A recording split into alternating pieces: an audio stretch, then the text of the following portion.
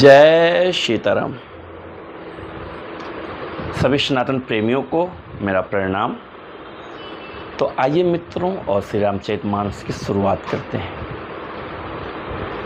सेवक सदन स्वामी अगमानु, मंगल मूल अमंगल दमानु, तदप उचित जनु बोली सप्रीति, पठै काज नाथ असिनीति।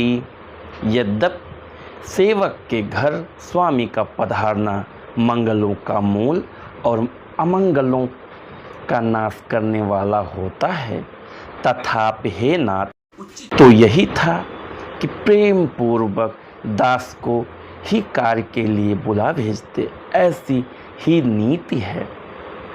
प्रभुता तजी प्रभु कीन्ह सनेहु, भयउ पुनीत आज यहु गेहु। आयसु होई सो करौ गोसाई, सेवक लहाई स्वामी सेवकाई। परंतु प्रभु आपने प्रभुता छोड़कर स्वयं यहाँ पधार कर जो स्नेह किया, इससे आज यह घर पवित्र हो गया। हे गोसाई, अब जो आज्ञा हो मैं वही करूं। स्वामी जी की सेवा में ही सेवक का लाभ है। सुन सनेह साने बचन, मुनि रघुबरहि प्रशंस। राम कसना तुम कहूँ, असहंस बस वंश अवतंस।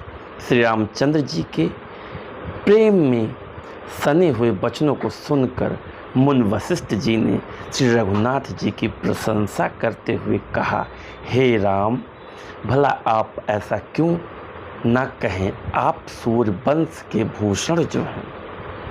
तो मित्रों, गुरु अगर आपके दरवाजे पे आए तो जो आपका सर्वश्रेष्ठ आसन है, आपको वही आसन देना चाहिए गुरु को, क्योंकि कहते हैं गुरु से बड़ा कोई नहीं होता।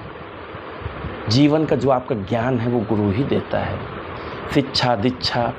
तो इसलिए गुरु का स्थान हमेशा सर्वश्रेष्ठ होता है। तो मित्रों, गुरु जब भी आपके यहाँ पधारे तो आप उनको सर्वश्रेष्ठ स्थान दीजिए। आप जितनी सेवा कर पाएँ गुरु की उतनी सेवा करिए। संत हो या कोई आपके यहाँ अतिथि आया है, उसको भी आप सम्मान पूर्वक बिठाइए।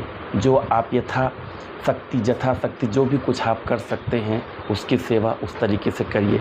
लेकिन कहते हैं जीवन में गुरु का बहुत ही महत्व है। यही हमें सिखाती श्री रामचरितमानस।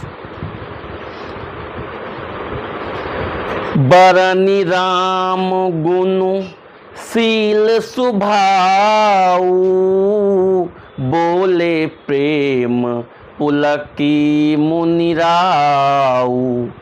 भूप सजऊं अभिषेक समाजू, चाहत देन तुम्हीं जुबराजू।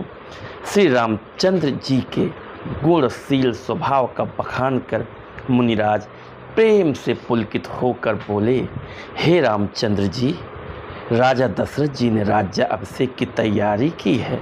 वे आपको युवराज पद देना चाहते हैं। राम करहूँ सब संजम आजू, जो विधि कुशल निबाहै काजू।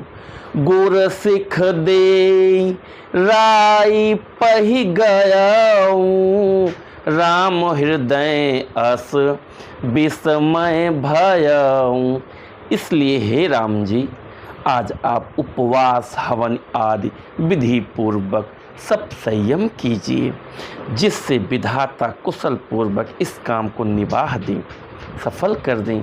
गुरु जी की शिक्षा देकर राजा दशरथ जी के पास चले गए। श्री रामचंद्र जी के हृदय में यह सुनकर इस बात का खेद हुआ जन्म में एक संग सब भाई, भोजन शयन केली लरिकाई। करन बेद उप बीत बियाहा, संग संग सब भय उछाहा। हम सब भाई एक ही साथ जन्मे, खाना सोना लड़कपन के खेल कूद, कंठ छेदन, यज्ञोपवीत और विवाह आदि उत्सव सब साथ साथ ही हुए।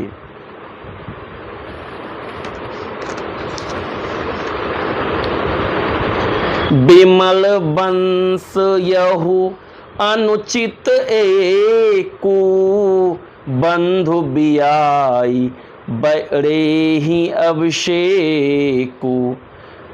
प्रभु सब प्रेम पछी तानि सुहाई, हरऊँ भगत मन कै कुटिलाई। पर इस निर्मल वंश में यही एक अनुचित बात हो रही है कि और सब भाइयों को छोड़कर राज्य अभिषेक एक बड़े का ही मेरा ही होता है। तुलसीदास जी कहते हैं कि प्रभु श्री रामचंद्र जी का यह सुंदर प्रेम पूर्ण पछतावा भक्तों के मन की कुटिलता को हरण करे। जय सीताराम।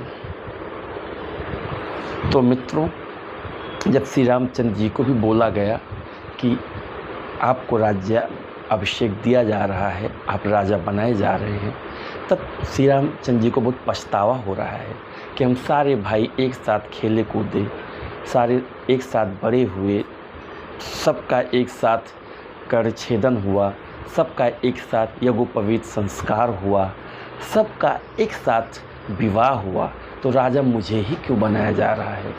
इस चिंतन में हमारे प्रभु ग्रसित हैं। तो मित्रों, हमें पता है आपको आनंद बहुत आ रहा है और हमें भी आनंद बहुत आ रहा है। पढ़ते पढ़ते आगे बढ़ते जा रहे हैं, लेकिन यही मन होता है कि पढ़ते रहिए, जब तक अंत ना हो जाए पढ़ते रहिए। ऐसी है प्रभु की भक्ति। तो हमारा भी मन नहीं भरता है जब भी श्री रामचरितमानस पढ़ते हैं, कुछ न कुछ नया सीखने को मिलता है।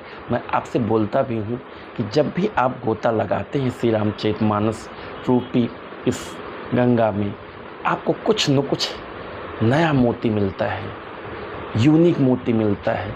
एक मोती की वैल्यू होती है, लेकिन ये अमूल्य मोती है, इसकी कोई वैल्यू नहीं है। जैसे कहते हैं कोहिनूर हीरे की कोई वैल्यू नहीं है, तो वैसा ये मोती, वैसा ये हीरा है। तो मित्रों, आप लोग भी 5-10 मिनट का टाइम निकालिए श्री रामचरितमानस के लिए। आप भी पढ़िए, आप अपने पूरे फैमिली के साथ पढ़िए, आप अपने बच्चों के साथ पढ़िए। देखिए क्या सोच रहे हैं, क्या शिक्षा दे रहे हैं प्रभु कि हम सारे भाई एक साथ बड़े हुए, एक साथ खेले कूदे, तो हमें ही राजा क्यों बनाया जा रहा है। तो हर भाई ये सोचे कि मैं ही मालिक क्यों बन रहा हूँ। सबका बराबर का अधिकार है। तो जितने भाई बहन हैं, जितने भी भाई हैं, 2 हैं, 4 हैं, उनको एक साथ रहना चाहिए। ये गुण, ये शिक्षा ये सिखाता है, गुरु का आदर करना सिखाता है श्री रामचरितमानस। तो मित्रों, श्री रामचरितमानस से जुड़िए और कम से कम 5 चौपाई श्री रामचरितमानस की ज़रूर पढ़िए। तो मित्रों, इसी के साथ मैं अपनी वाणी को विराम देता हूँ। कहीं पे कोई त्रुटि है, कहीं पे कोई गलती है, तो आप लोगों से माफ़ी चाहूँगा। कहीं कुछ आप सजेशन दे सकते हैं सुधार का, तो आप दीजिए, मैं सुधार करने की कोशिश करूँगा। तो मित्रों, आज का हमारा श्री रामचरितमानस का पाठन आपको अच्छा लगा हुआ हो तो आपका ये अपना चैनल, इसको लाइक और सब्सक्राइब करिए, शेयर करिए। क्या पता आपके इस प्रयास से 2-4 सनातन प्रेमी और जुड़ें। जय सीताराम।